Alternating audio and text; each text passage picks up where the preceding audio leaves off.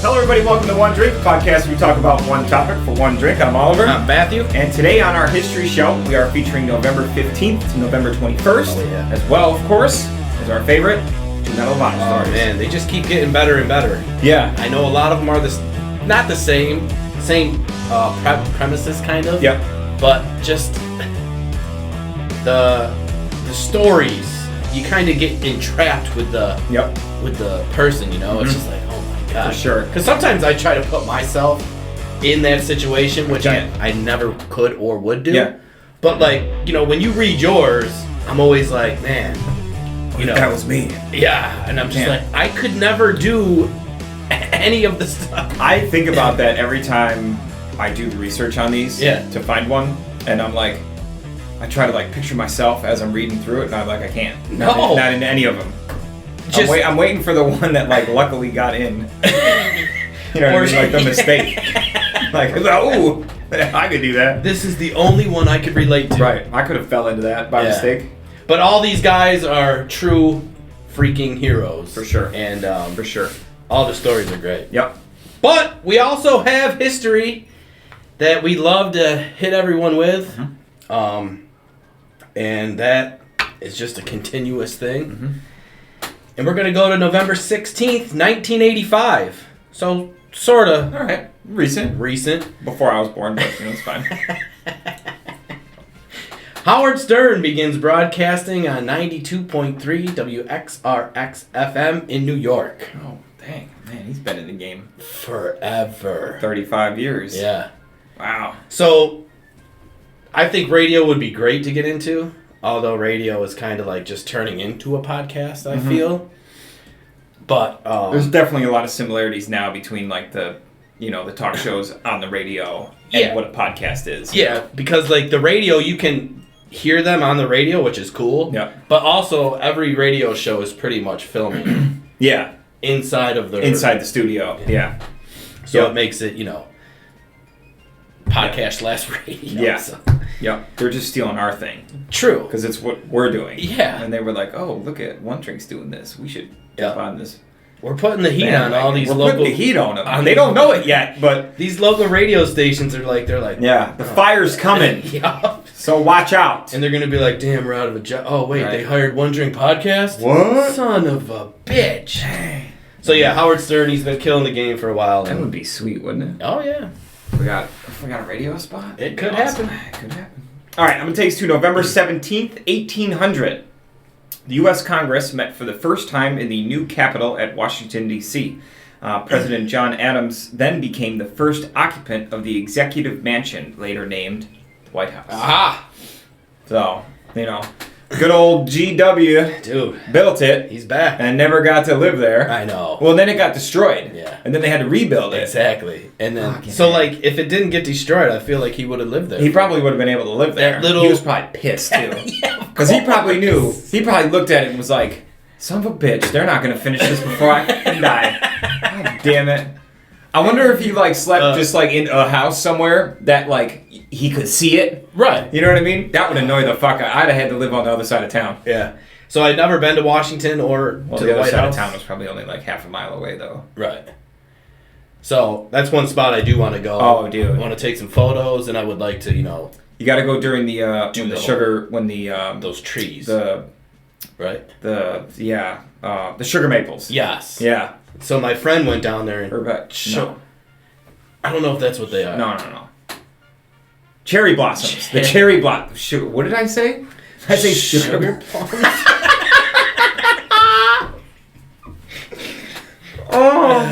Yeah. So my friend went down there. Don't drink wine on the show. Got it. And she had took pictures and sent them to me.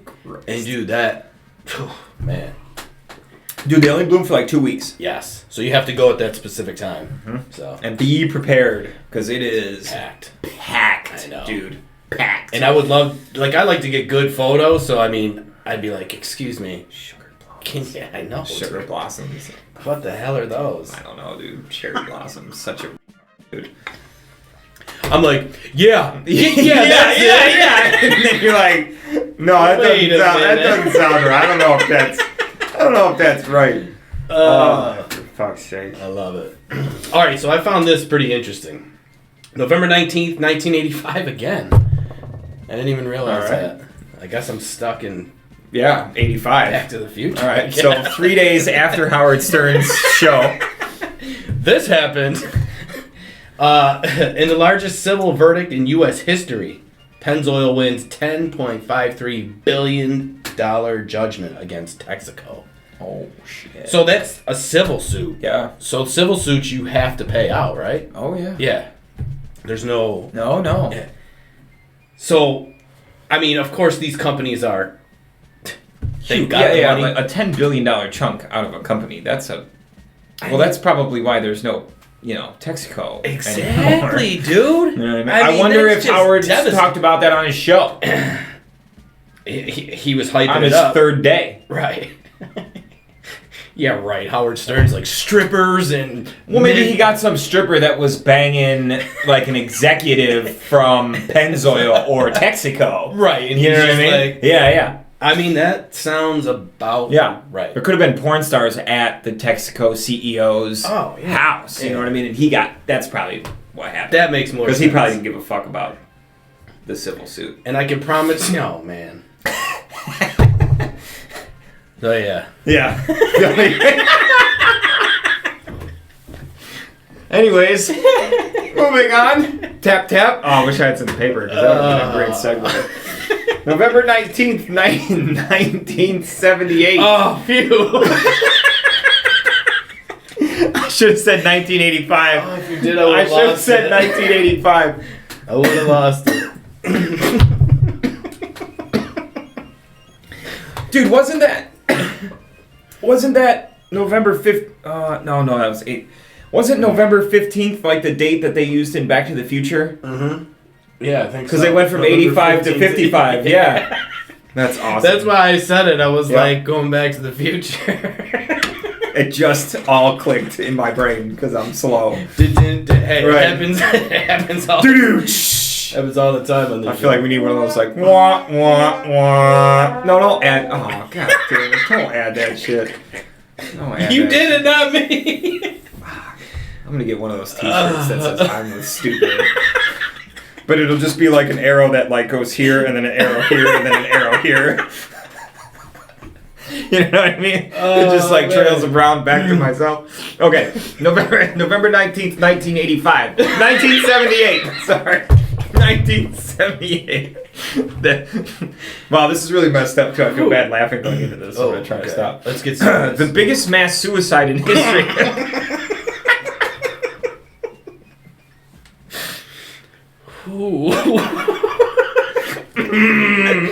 I tried to hold it in, but I couldn't. Tragic situation. I thought I was trying to be cool about it. The biggest mass suicide in history. That was awesome. Okay, the biggest mass suicide in history occurred as Reverend Jim Jones led over 900 followers to their deaths at Jamestown, Guyana. Damn. Members of the People's Temple religious cult were ordered to drink a cyanide-laced fruit drink, also known as the Kool-Aid. Those who refused were forcibly injected. There's no getting out. Precipitating the tragedy a day earlier, California Congressman Leo J. Ryan, along with 4 associates and several reporters, had been shot to death during an ambush at a nearby airstrip. They were attempting to return home after investigating the cult's remote jungle location. Damn. Jones and his mistress killed themselves after watching his entire membership die. Only a few cult members managed to escape. Wow.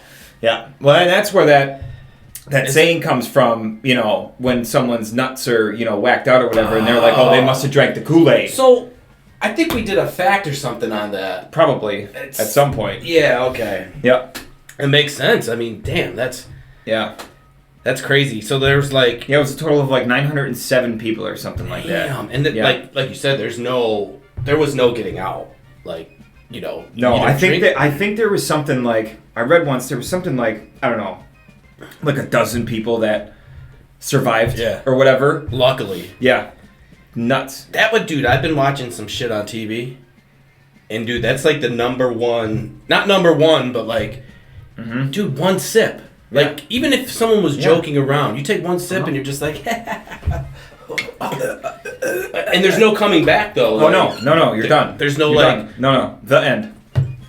The end. I'd be pissed. Mm-hmm. Yeah, I would be that was some messed up. That was some messed up shit out there, though. That was some messed up shit. All right, so I found this just crazy. I wish we could get views like this. Are you ready for this? So November 20th, 1985. 1980. Oh man, I was stuck in the motherfucking 80s. Stuck in the 80s. Wow. All right, the TV show Dallas episode Who Done It reveals who shot JR. Okay. Popular show back in the day. Everybody watched it. Yep. Listen to this though. Gets a record 53.3 rating, over 83 million viewers. Right? 76% of television watchers in the United States were watching that show. Bro. Do you know how many... So, I don't know the calculations from then to now, but do you know how many views? Well, it's probably like 3 times the size. It would almost be 83 million views. That's like 180 million now. Could you imagine if we just... Dude, the Super Bowl doesn't even get that. That's what I'm saying. The Super Bowl doesn't even get that. 76% of America. The Super Bowl doesn't get that. I know. The Super Bowl doesn't even get like half. Dude. That's crazy. I was just like, wow. That stuck out to me. I was like, dude, that's a lot of people. That's just a ridiculous number. Yeah, I was Jesus Christ. All right. Medal of Honor stories. Yes, let's kick that off. Let's honor these bad boys. All right, so I'm going to go World War II. U.S. Army, William Hale Wilbur. Wilbur. I can't say that. W. Yeah. Can't say that too fast, but... I wonder if they called him W. They had to. I would call him W. Or just Dub? Dub. 2W? Dub. What do I know? Dub. For conspicuous gallantry and intrepidity in action above and beyond the call of duty. Wilbur prepared the plan for making contact with French commander in Casablanca and obtaining armistice to prevent unnecessary bloodshed. So I'm assuming he went there just to talk it out, as opposed to, what they normally do. On November 8th, 1942, he landed at Fadela with the leading assault waves where oppositions had developed into a firm and continuous defensive line across the route of advance. Commandeering a vehicle, he was driven toward the hostile defense under instant fire, finally locating the French officer who according him passage through the forward position. See that word? Whew, that was a little bugger there. Oh, incessant. Come on, Matt. He then proceeded to total darkness through 16 miles of enemy-occupied country, intermittently subjected to heavy bursts of fire, and accomplished his mission by delivering his letter to the appropriate French officials in Casablanca. Returning towards his command, Colonel Wilbur detected a hostile battery fire effectively on his troops. He took charge of the platoon of American tanks and personally led them in an attack and captured of the battery. From the moment of the landing until cessation of hostile resistance, Colonel Wilbur's conduct was voluntarily and exemplary in his coolness and daring. So he did that all voluntarily. He didn't even have to do that. But he made it. What a nut job. But brave as fuck. Yeah. He's like, I'll deliver the letter, or I'll go talk to... Yeah. Sure, I'll deliver the letter. But would you go deliver that letter? Through all that bullshit? Hell no. Hell no. There's no shot. Mm-mm. No shot. I'd be like, Gravino, you want to deliver this letter? Yeah, Matt will. Yeah. I rip open my shirt. No problem. I'm stupid. I tried to... And then the arrows go... Shit! Oh, man. And then I just have a shirt of he's stupid. But yeah, no, I wouldn't do that. No, that's not. But he made it back, and he, led his little troop there to a little victory. Yeah, I love it. I tried to look at the camera over there, and there's no. Ooh, there's no camera over there. Wow. When I just made that funny. We gotta add that to the habit. Yeah. camera here, camera here, camera here. There's actually only a camera here, so it's fine. All right. Oh, God damn it. Man, I better not get a word wrong in this, too, because I feel like that noise is just going to follow me around all show. Oh, God damn it. That's going to be so annoying. I should do that for every word we mispronounce. No, dude, because the whole show would just be wah, wah, wah. What did they say? Wait, what? Or just like a...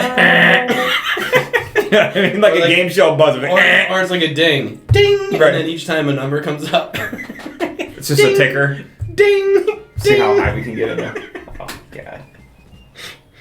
All right. I'm going to start with, I'm going to go with Sergeant Cornelius H. Charlton, U.S. Army, Korea.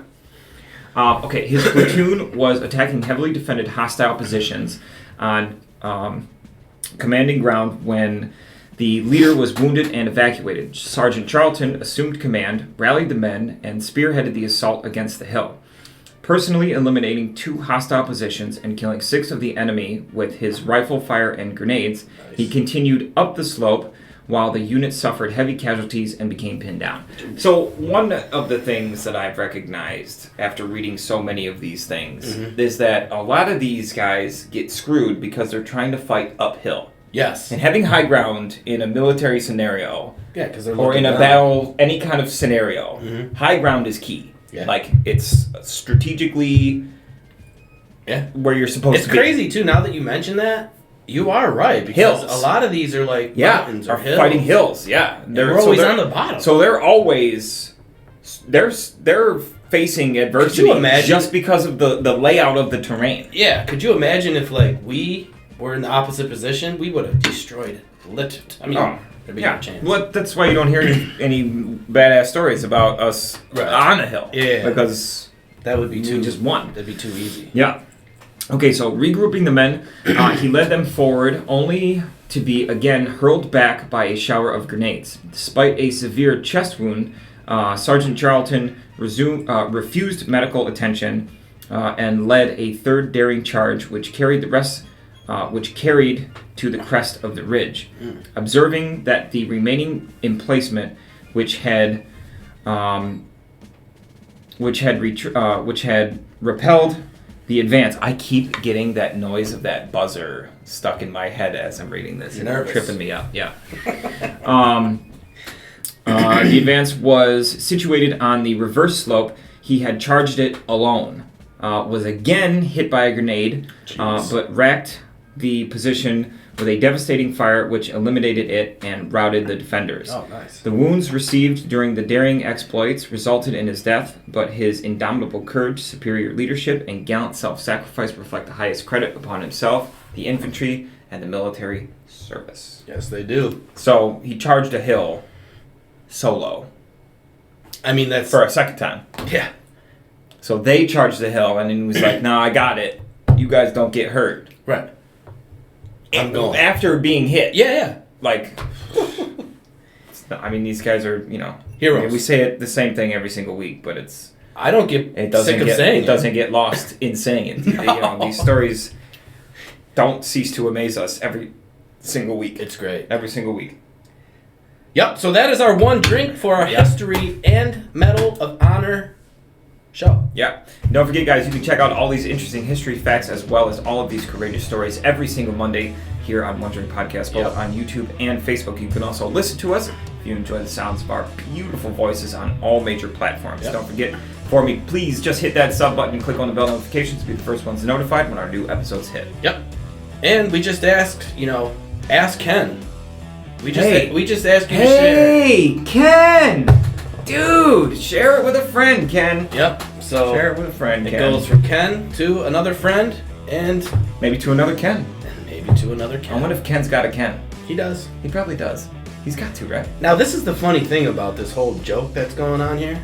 I don't know one Ken in my life. Do you? I know a couple. Okay. I know a couple, but they don't go by Ken. What do they go by? Kenny. Ah. Yeah. Yeah, so I need a strong Ken in my life. Yeah, I don't know a Ken. Somebody that's confident enough to be Ken, not Kenny.